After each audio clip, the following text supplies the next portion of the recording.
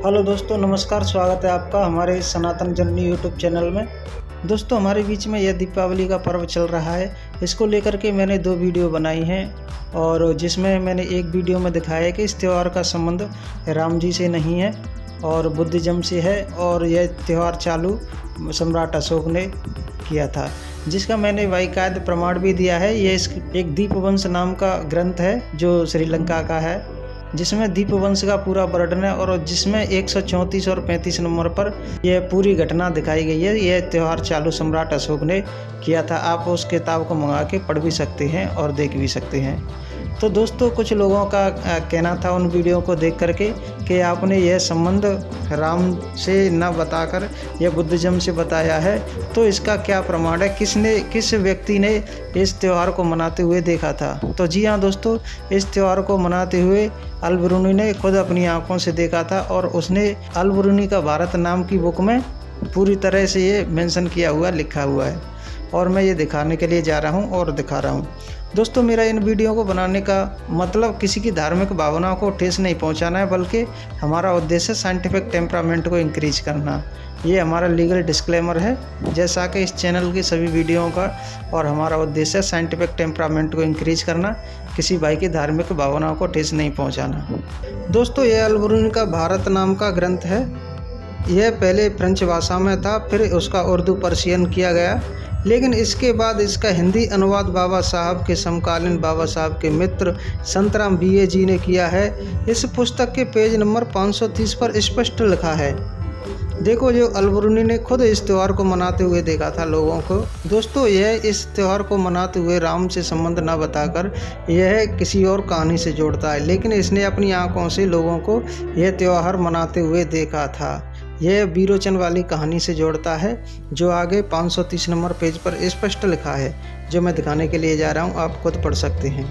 दोस्तों, यह लिखता है, कार्तिक की पहली या अमावस्या का दिन जब सूर्य तुला राशि में जाता है, दिवाली कहलाती है। तब लोग स्नान करते, आमोद के वस्त्र पहनते, एक दूसरे को पान और सुपारी उपहार देते हैं।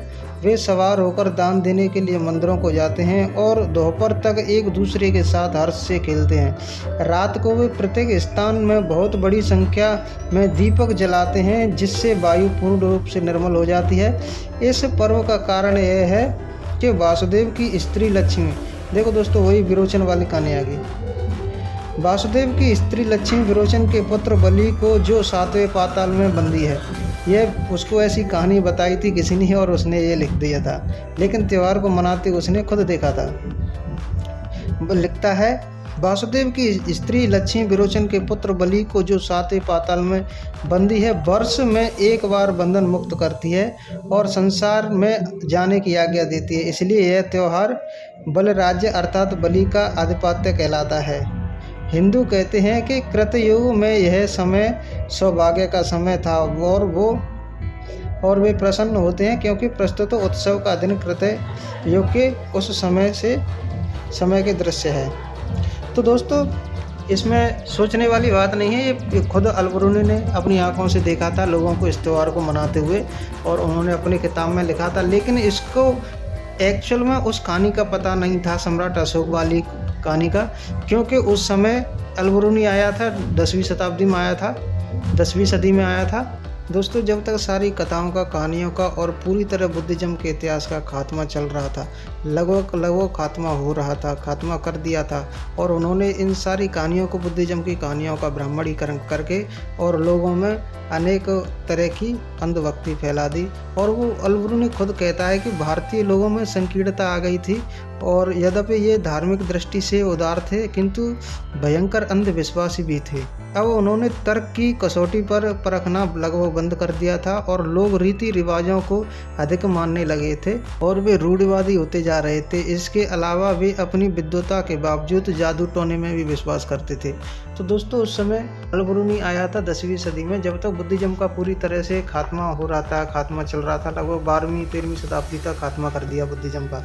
इसलिए लोगों ने ब्राह्मणीकरण करके और उन कथा कहानियों तोड़ मरोड़ के और लोगों में प्रचार प्रसार किया, एक झूठा पाखंड फैला दिया, और बुद्धिज्म की सारी जो ओरिजिनल कहानियाँ थी उनको ख़त्म कर दिया गया। इसलिए अल-बिरूनी ने इस कहानी को विरोचन से जोड़ा है, नहीं तो इसका पूरा इतिहास बुद्धिज्म के भगवान बुद्ध से ही जुड़ता है और यह त्यौहार सम्राट अशोक ने ही चालू किया था। दोस्तों यह त्यौहार सम्राट अशोक ने ही चालू किया था, जिसमें ये दीपवंश की किताब है जो श्रीलंका का ग्रंथ है, जो आज हमारे सामने आया है। और इसमें पूरी तरह से 134 और 35 नंबर पेज पर पूरा इस त्यौहार को मनाने का कारण, घटना, कहानी सब कुछ दिया गया है। आप मंगा कर पढ़ सकते हैं। दोस्तों आशा है कि अब आपके सारे डाउट क्लियर हो गए होंगे। और दोस्तों आप अगर नए हमारे चैनल पर, तो चैनल को सब्सक्राइब करें, लाइक करें और वीडियो को शेयर जरूर करें, जिससे कि लोगों में फैले आडंबर और अंधभक्त और पाखंड को हम लोग दूर कर सकें और उन्हें एक साइंटिफिक तरीके से जीने के लिए प्रेरित कर सकें। तो दोस्तों आपको ये जानकारी कैसी लगी हमें कमेंट बॉक्स में लिख करके ज़रूर बताएं। और आप लोगों के कोई सवाल हो तो वो भी कमेंट बॉक्स में लिख दें, हम उन्हें वीडियो के माध्यम से क्लियर करने की कोशिश करेंगे। तो चलते हैं दोस्तों अगली वीडियो की ओर। जय हिंद, जय भारत, जय भीम, नमो बुद्धाय।